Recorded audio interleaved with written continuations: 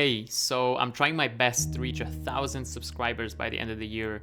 If you could just help out and click the button, it would mean a lot to me. Okay, so we are watching Syndra against Xerath in a scrim match. So the team, to start off, decides to 5-man walk into the enemy jungle. This is good. They have Nautilus, they could potentially get a hook, but worst case scenario, they get a ward in the enemy jungle, which is going to help give some vision of the Viego. This is pretty basic, but good. And then, as Syndra recalled, her top end jungle gets caught in the topside jungle. One important thing is if you actually check, Poppy used her Q on level 1. You can see it on the ground, which means she can't stun you at level 1 in case something happens. This may be useful to know because since Maokai had to recall because he was too low HP, the enemies might try some shenanigans in the jungle. Okay, so this is actually a good position to be in for the Syndra because we've seen at level 1 that the Poppy actually used Q, so she's not going to have E to pinch you into the wall anymore. And being here is just going to give some more safety to your jungler or see if the enemy is going for a level 1 invade. If it is the case that you're getting level 1 invaded, then you could look for trying to steal the small raptors with the Syndra Q AoE. What you need to look out for whenever this happens in your games is you need to steal 3 of the small raptors in order to deny the level 2 of the Viego. In this situation, actually Maokai gets the big raptors, so Viego is not gonna get level 2 anyway. And okay, to start off about the lane, one thing that is incredibly important to know is that Xerath is going to start W, while Syndra is going to start Q.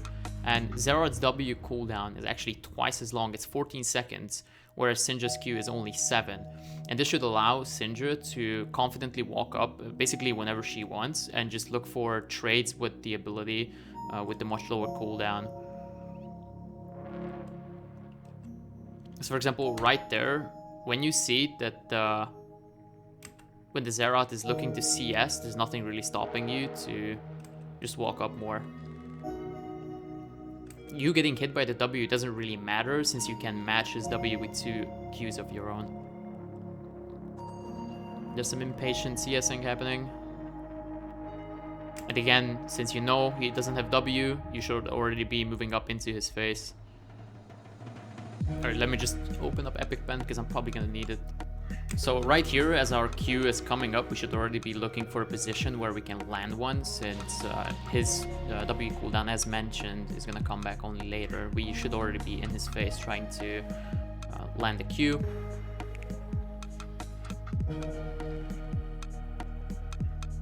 At this point, the wave is going to be pushing towards us. It's likely going to be, because Xerath is using abilities on the wave, it's most likely going to be a wave 2 crash. What we should ideally look for in this scenario is to set up the minion layering in a way so that we can get almost all minions under the turret and already be thinking about how we're gonna get the CS. That QE was fine there, to be honest. Even though it missed, it's just a micro mistake. Micro as in a skill issue. Just because it didn't land, that doesn't mean it was bad. This Q is just lazy though. The Q should be positioned in a way so that it only hits the minion that is currently being targeted by the turret, and then the next basic attack should be preparing the next minion. I think you should have gotten 2 here. It's just a bit laziness. And from this point on, your problem is that Maokai can't really look into his top side since it's taken. Red buff and raptors are already taken. So his only move is to either go into the enemy jungle or to try to look for a gank in the mid lane. Alternatively, Maokai could also look for a bot lane gank, but that is none of our concerns right now because we would not be able to help them at all.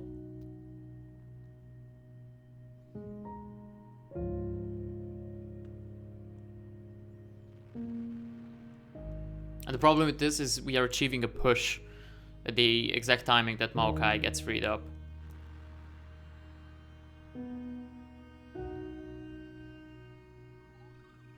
Like, getting the shove in is okay, but we are losing minions because we don't want to lose health.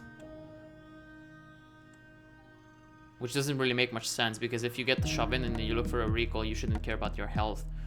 At this point, Xerath wants to create a freeze, and that would allow him to force your TP early on, and him to TP back to lane at the timing where he has more gold, so he would just get a better buy. So fake recalling, cancelling the recall is correct, but unfortunately you don't have E to actually stun the person. And here, I mean, the only way to stun him would actually have been to walk up to the ball instead of basic attacking, but I don't think the skill exists, unfortunately. So right now the play should be ideally to keep him in lane for one more wave and use our minion dematerializer. This was actually called out by the player when I was talking to him, that he thinks this was a mistake, and I have to agree with him. This recall was a mistake simply because you have a demat. If you're ever playing a dematerializer and there's a stage in the game where the enemy doesn't really have a mana pool or demat themselves to match your wave clear, you can just use your full power to get a quick shove and get back to lane way sooner than the enemy can. It's something you should have capitalized on. And as we teleport back to the lane, we are met with the problem that we just weren't able to use 250 gold. We only have a lost chapter. Xerath gets a better recall. We end up wasting around 200 health here. And looking for a ward is fine, but the problem is I would assume we lose minions here, which is getting more and more important because whoever hits level 6 first is going to be the one who gets first move for the dragon, if either team decides to play for it early.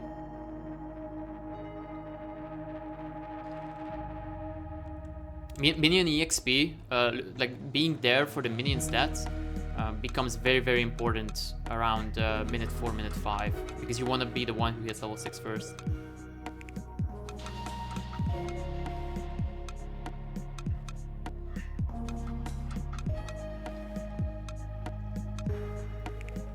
Vision is good, but vision needs a purpose, and you seeing the Viego do dragon is not really gonna be helpful when the Xerath is simply just stronger.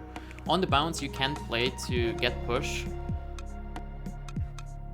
but again the wave just doesn't give you 6.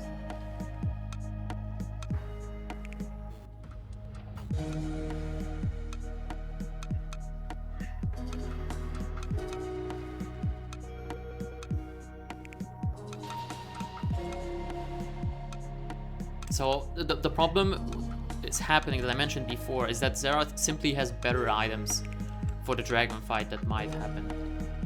Okay, fast forward to the wave where you guys are already level 6, the both of you.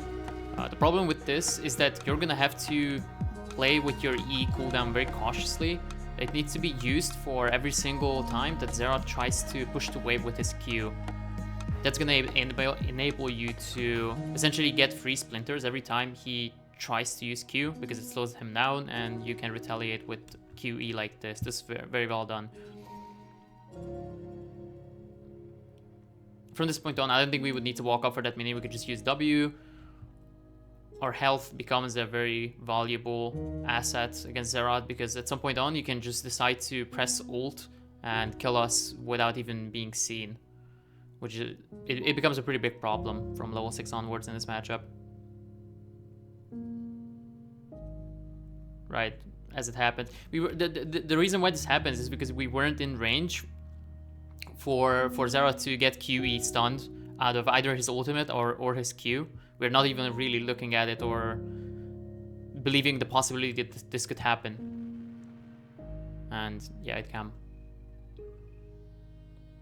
I guess this is useful to know for anybody who plays against Xerath, is from level 6 onwards, you either have to have an ability that cancels his ult, or can match his range, or let him be the one who shows first for the minion wave, since he basically relies on you to show first and be able to hit Qs on you.